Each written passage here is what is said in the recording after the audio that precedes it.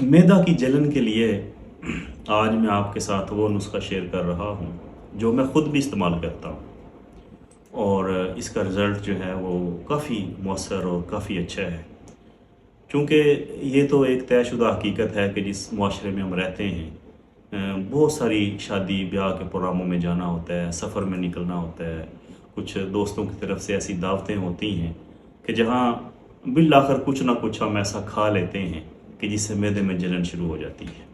ख़ास तौर पर कोल्ड ड्रिंक्स लेने से, कोई तली हुई चीज़ें इस्तेमाल करने से, ज़्यादा स्पाइसी मिर्च मसाले वाली चीज़ें इस्तेमाल करने से या चीनी के इस्तेमाल से।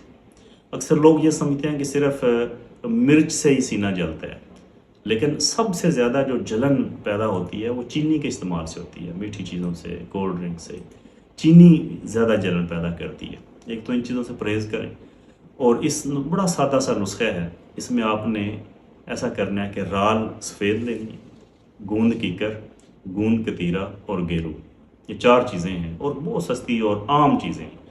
इन्हें आप किसी पंसारी से बराबर वज़न लेकर इसका सफ़ूफ बना लें और आधा चम्मच सुबह दोपहर शाम इस सफ़ूफ को जो है वो शरबत अंजबार के साथ इस्तेमाल करें। इंशाल्लाह मैदे की जलन ठीक हो जाएगी।